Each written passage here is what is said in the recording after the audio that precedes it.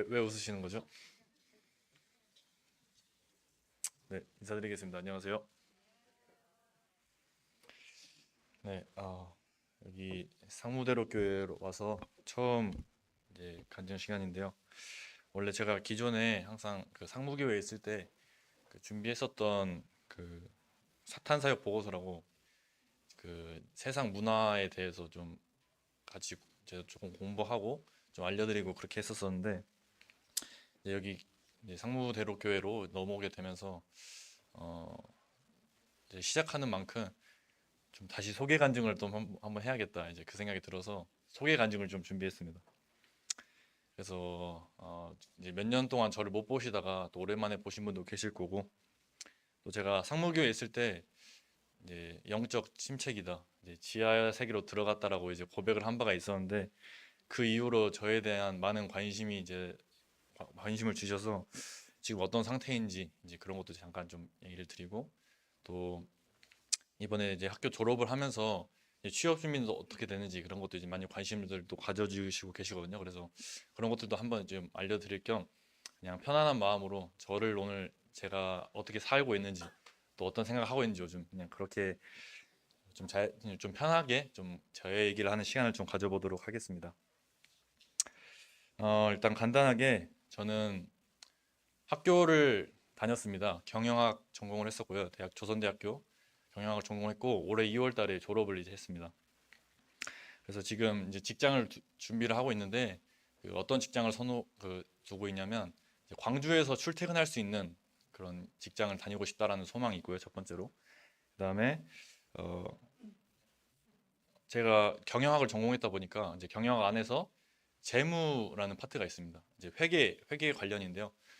그쪽 재무팀 그 사기업 재무팀을 좀 지원하고자 지금 회계 자격증을 따고 있거든요.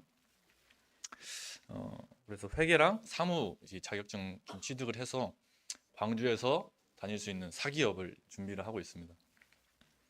어, 또 교회에서는 그래서 뭐 평상시에는 이렇게 교회 스케줄이 따로 없으면은 그냥 도서관에서 자격증 공부하고 이제 끝나고 밤에 10시에 한잔 러닝을 뛰러 나갑니다. 그래서 러닝 뛰고 이제 그때가 이제 저희 약간 큐티 시간 같은 느낌이거든요. 그래서 하루를 좀 정리하는 느낌으로 이렇게 운동하고 그래서 나름 좀 되게 건강한 생활을 하고 있습니다. 공부하고 운동하고 이렇게 두 개만 하고 있고 또 이제 교회에서는 어떤 일을 하고 있냐? 교회에서는 지금 현재 교회 학교에서 고등학교 남학생 이제 분반을 맡고 있고요. 또 토요일 오전마다 전도부 활동 함께 또 동역을 하고 있고 예, 미디어부 소속입니다. 또 그래서 뒤에서 켜고 방송 장비 켜고 또 유튜브 방송하고 이것도 같이 하고 있고 그다음에 모르시겠지만 도서 관리도 제가 하고 있습니다.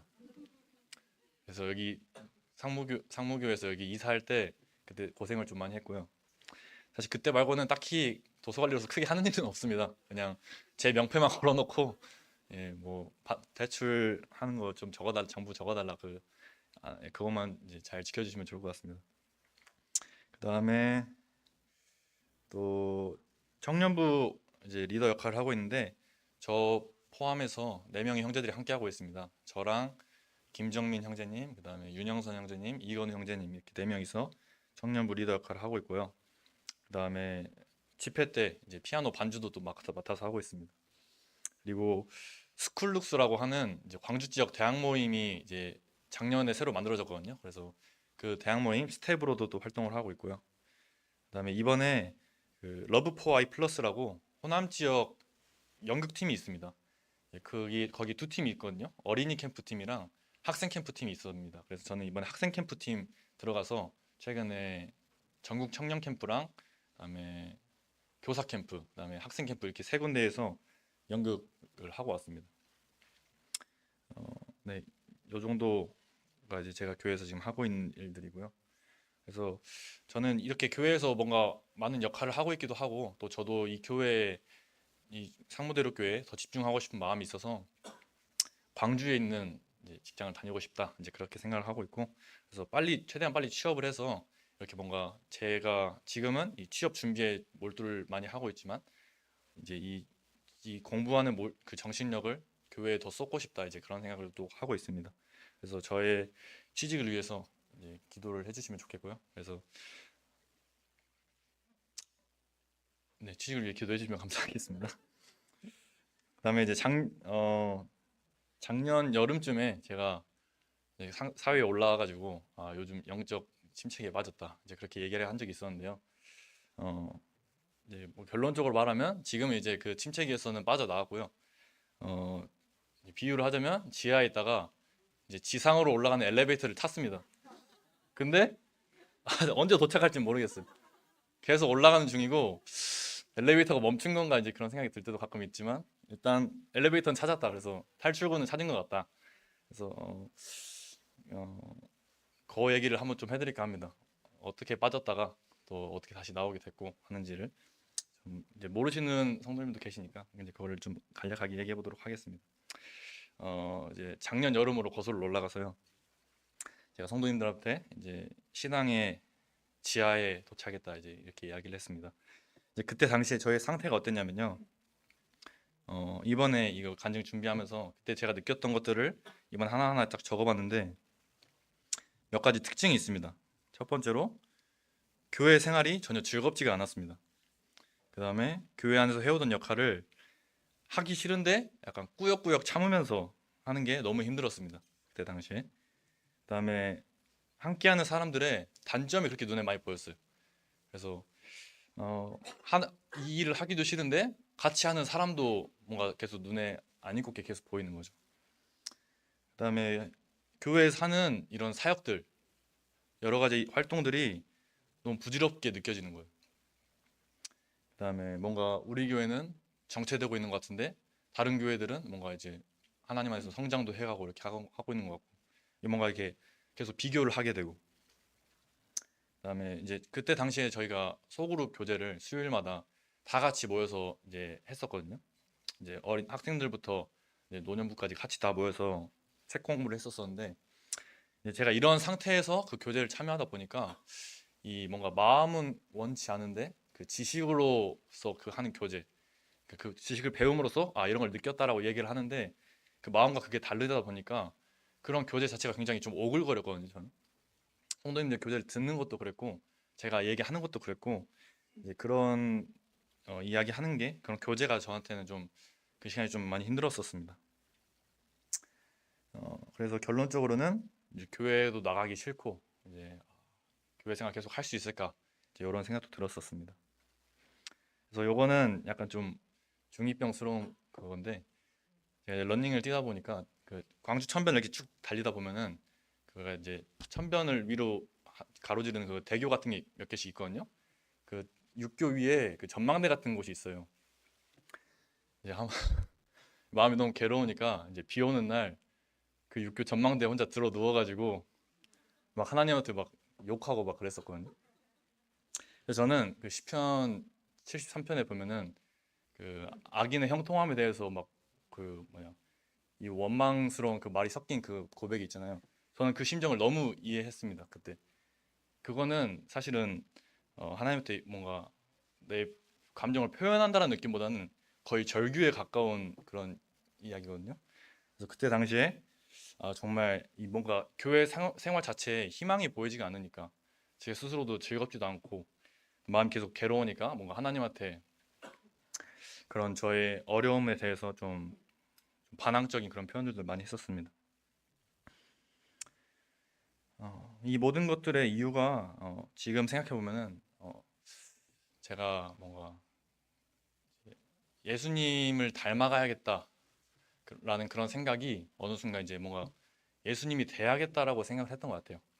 그래서 나는 열심히 한다고 하는데 어떤 그만큼의 능력도 안 되고 그다음에 그런 열매도 나타나지 않다 보니까 어, 그런 눈에 보이는 것들에 의해서 불만을 품기 시작했고요.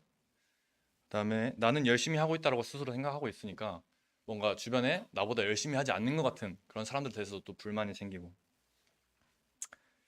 이것들이 계속 복합적으로 섞이면서 이 뭔가 성경에서 말하는 그런 복음의 능력이 전혀 없다라고 생각을 했어요.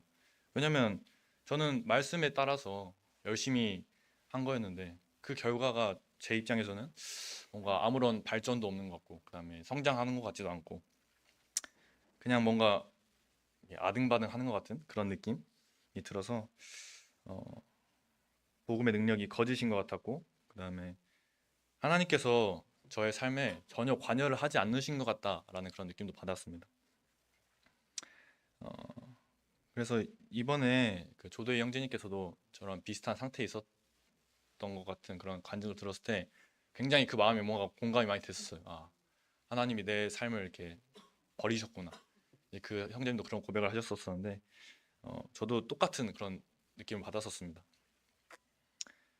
그래서 그때 처음으로 그 제가 항상 해오던 역할에 대해서는 그래도 어떻게 꾸역꾸역 계속 버티면서 하고 했었었는데 그때 처음으로 이제 나 몰라라 했던 일이 하나 있었어요. 뭐였냐면 이제 수양의 찬양 사회였습니다. 제가 그동안 그 상무교회 있을 때 수양회 때 찬양 시간 사회를 제가 봤었었는데 원래 같았으면 그냥 제가 자연스럽게 제가 당연히 하는 거였는데 이게 뭔가 도저히 웃으면서 사회 볼 그 마음이 아닌 거예요. 그래서 제가 안 하겠다라고 이야기한 것도 아니고 그냥 모른 척 하고 있었거든요. 그래서 그때 이제 저를 대신해서 이제 그때 건우 형제님께서 먼저 저한테 와가지고 뭐 못하겠으면은 자기가 대신 하겠다 이런 식으로 얘기를 해서 그때 이제 제가 처음으로 뭐 교회 안에서 제가 해오던 역할에 대해서 거부를 했었던 그런 기억도 있습니다. 그때 당시에 이제 교회에서 이런 상태였었고요. 이제 저의 인간적인 삶을 돌아보면은 그때 당시 저는 대학교 졸업을 이제 한 학기 앞둔 상태였습니다. 한 학기 앞둔 상태였는데 학점을 다 채워가지고 학교를 가지 않아도 됐었거든요. 그래서 그냥 6개월을 이제 어떻게 보면 시간을 번 거죠, 남들보다. 그래서 이 시간을 벌었으니까 이때 바짝 집중해가지고 취업도 빨리 하고 그러면 안정된 생활을 하면서 신앙도 점점 이렇게 안정을 찾아가겠지 이런 생각을 했었습니다. 그래서 그때 그 청년부 리더 형제들한테 그렇게 얘기를 했던 기억이 나요. 취업 전까지는 지금 하고 있는 역할 외에 다른 역할은 하지 않겠다. 그 다음에 외부 활동, 뭐 예를 들어 캠프나 뭐 강습회, 세미나 이런 것도 참여 안 하겠다. 그래서 이 취업에 내가 빨리 집중해서 이 단기간에 빨리 끝내고 이 다음을 위해서 이 시간 좀 투자하는 시간을 가지겠다. 이제 이런 얘기 했었었는데 그때 형제들은 저의 의견을 존중을 해줬었고요.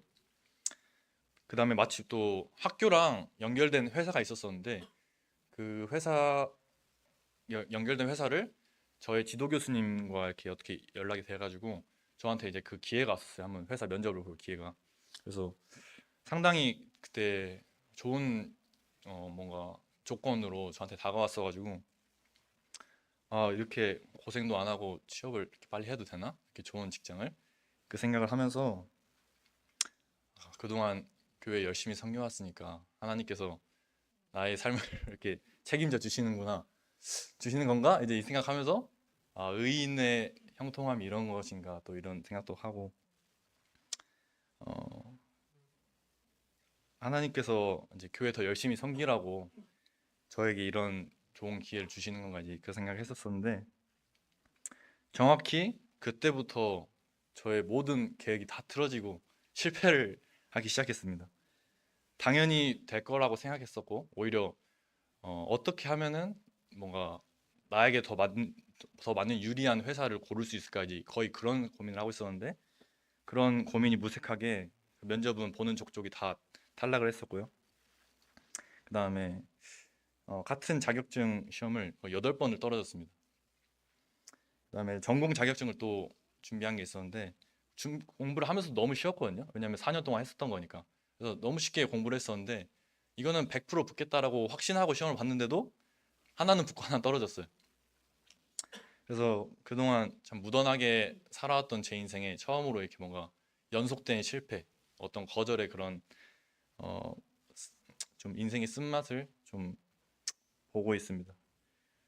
그래서 이게 뭔가 사회적으로는 계속 실패와 그런 거절을 당하고 있고 또 교회 안에서는 뭔가 억지스러운 삶을 이렇게 살고 있고 무엇 하나도 뭔가 이렇게 잘 되는 게 없고 좀 이렇게 답답한 생활을 계속 하고 있었는데 이제 이 와중에 뭔가 요 지하 세계, 이 어둡고 숨막힌 이 지하 세계에서 저의 회복을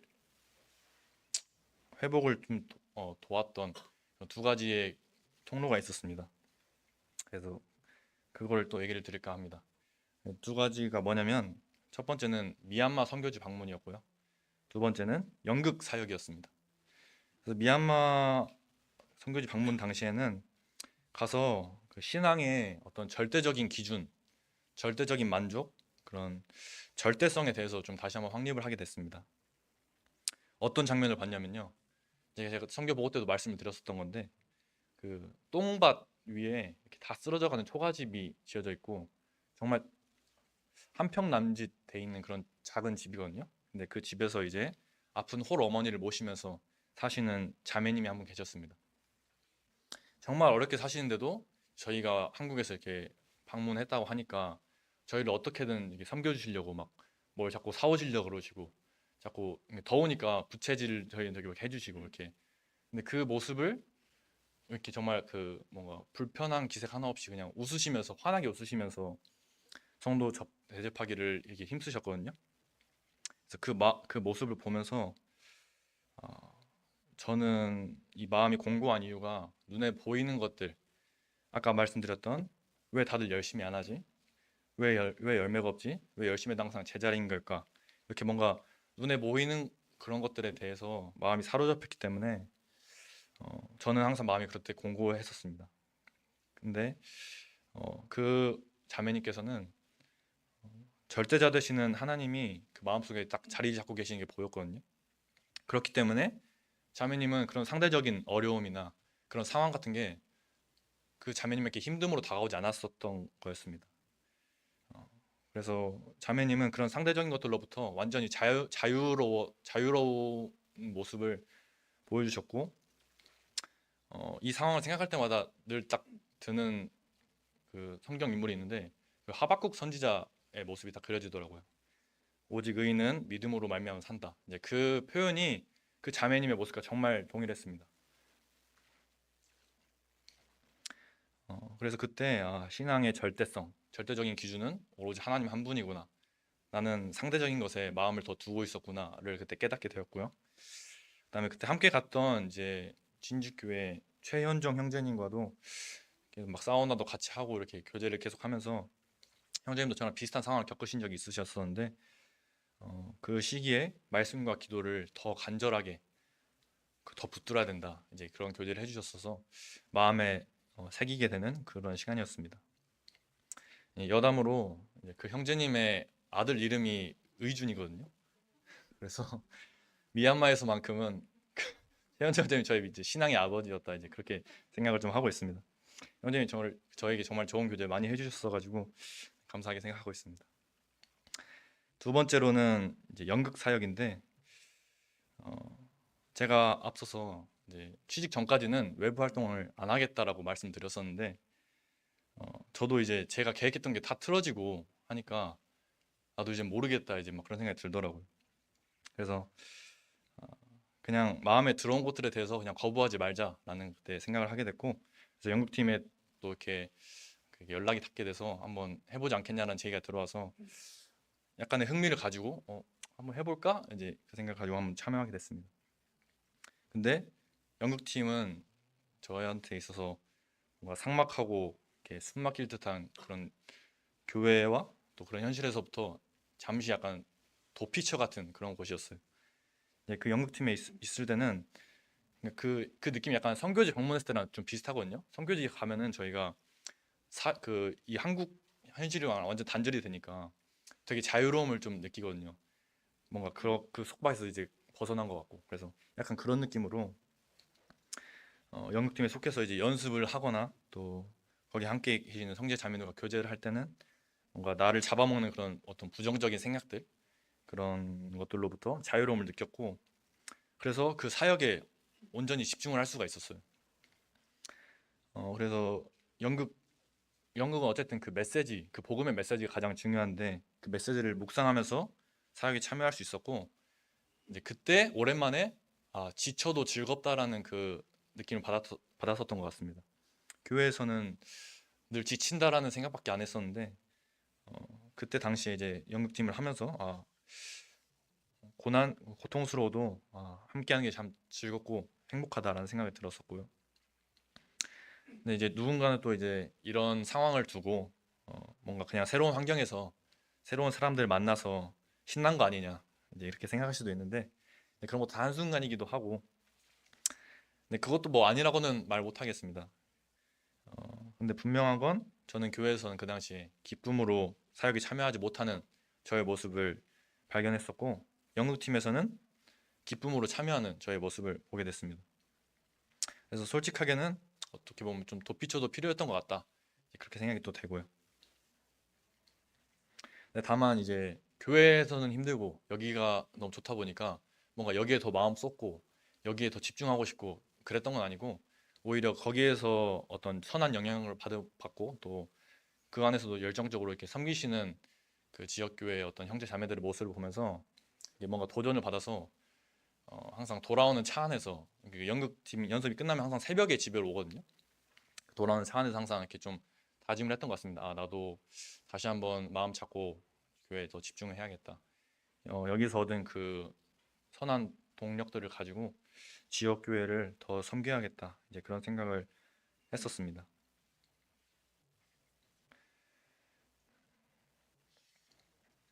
네, 그리고 이제 특히 인상 깊었던 것이 이제 마지막 공연이 끝나고 이제 리더 형제님께서 소감을 발표를 하시는데 발표하시다가 이제 눈물을 흘리셨거든요. 근데 제 기준에서는 그 형제님은 절대로 울 것 같지 않은 그런 형제님이셨어요. 근데 그런 분이 갑자기 이제 우시니까 어떤 생각이 들었었냐면 형제님이 이 사역을 정말 진심으로 임하셨구나. 하나님 앞에서 정말 진심이셨구나가 느껴졌어요. 그러면서 이제 이 진심이라는 단어를 묵상하게 됐는데 예수님께서도 십자가를 앞에 두시고 이제 기도를 하실 때 그 피땀 흘려서 기도를 하셨다라고 표현하시잖아요. 그 모습이 생각이 났고 이제 예전에 한참 들었던 생각 중에 하나는 그 로마서 11장 말씀 중에 하나님의 은사와 부르심에는 후회가 없다, 후회하심이 없다 이제 그 말씀 있잖아요. 근데 제가 하나님이었으면은 저의 모습을 보면은 후회를 많이 할 것 같거든요. 아니 저의 모습을 봤을 때는 이거는 이 정도는 후회하실 법도 한데 하는 그런 생각이 많이 들었었는데 이번에 이 뭔가 진심이라는 그 단어를 좀 묵상을 해보니까 하나님께서는 저를 사랑하심에 있어서 진심이셨고 또 저를 구원하시는 것에 있어서 진심이셨기 때문에 하나님은 어떻게 보면 후회 없는 사랑을 하셨다 이제 그렇게 생각이 들더라고요. 그래서 이 절대적이라는 것 자체가 그렇잖아요. 내가 어떠한 관계없이 그 절대적인 사랑을 했다는 것 자체만으로 어떤 그 사랑에 오류가 없고 그다음에 그 사랑은 그 자체로 완전하기 때문에 하나님은 절대적인 사랑을 나한테 하신 거구나. 그래서 나의 구원이 또 저의 변화하지 않는 그런 모습이랑 상관없이 하나님께서 부르신 것에 대해서 후회가 없으시구나. 예, 그 생각을 또 하게 됐습니다. 그래서 미얀마 자매님을 통해서는 하나님을 통해 절대적으로 기뻐하실 수 있는 자매님의 미소를 봤고요. 또 연극팀을 통해선 하나님 앞에서 진심으로 이 사역을 대하는 모습, 또한 하나님 역시 나를 구원하시는 것에 정말 진심임을 깨닫게 되는 시간들이었습니다. 그래서 돌이켜보면 저는 이 사역에는 진심인 적이 있었지만 이 사역을 하나님 앞에서 진심이었냐 이제 돌아보면 그건 아니었던 것 같거든요. 그 증거가 저는 사역을 했을 때 잃어버렸던 저의 웃음, 그 다음에 흘린 적 없는 눈물이 그 증거라고 생각합니다. 열심히는 했지만 이것을 정말 진심으로 하나님 앞에 간절히 기도하고 이걸 위해서 나의 마음을 다 쏟고 했냐? 그건 아니었습니다. 그래서 이 두 가지 경험을 통해서 저는 그동안 제가 마음에 뺏겼던 것들에 대해서 진찰을 했고 또 하나님께서 어떤 사랑을 베푸셨는지 또 어떻게 그 받은 사랑을 주변 성도들은 어떻게 그 진심으로 그 사역을 이어나가고 있는지를 보게 됐고 이것들을 경험하면서 이제 지금 어떻게 달라졌냐라고 했을 때 일단 달라진 건 없어요. 여전히 어떻게 될지 언제 될지 모르는 어떤 취업에 대한 취업 준비를 계속 반복 중이고, 그다음에 교회 안에서도 여전히 이제 불쾌한 마음을 한켠에 누르고 또 사역에 참여하는 저의 모습도 계속 보고 있습니다. 근데 이제 전과 달라진 게 있다면, 이 어려운 그런 시간들이 끝나고 밤에 이제 러닝을 뛰고 또 이렇게 땀을 쫙 뺀 후에 이제 그날 하루를 돌아보면서 아침에 했던 큐티 말씀을 좀 묵상하는 시간을 가지거든요. 다시 돌아오는 길에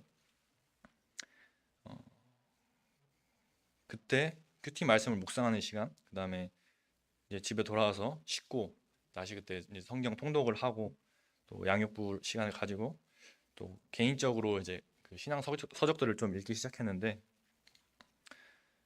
이제 그런 하나님을 어떻게 보면 개인적으로 만나는 시간이 요즘 너무 즐겁고 또 그 시간으로 인해 뭔가 채워짐을 받고 있다는 그 느낌을 받고 있습니다.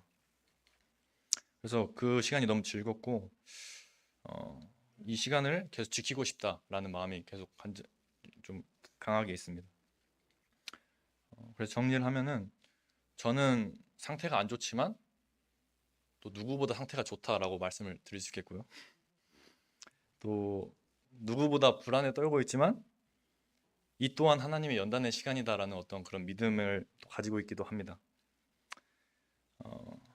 그래서 취업 관련해서 이렇게 주변에서 많은 걱정들을 해주시고 또 신앙 관련해서도 참 걱정해 주셔서 감사드리고요. 그다음에 침체기에 이제 빠져들었다가 다시 나오면서 이제 느끼는 것 중에 하나는 이 또한 하나님의 시간이다라는 걸 좀 느끼고요. 침체라는 그 의미 자체가, 내가 애초에 시작 자체가 하나님과 함께 있었기 때문에 내가 지금 하나님부터 멀어졌다라는 걸 느낀다는 거잖아요. 내가 하나님 안에서 열심을 갖지 않았었더라면, 또 하나님 안에서 살아가지 않았었더라면 이 하나님과 멀어짐이 침체라고 느끼지도 못할 거란 말이죠.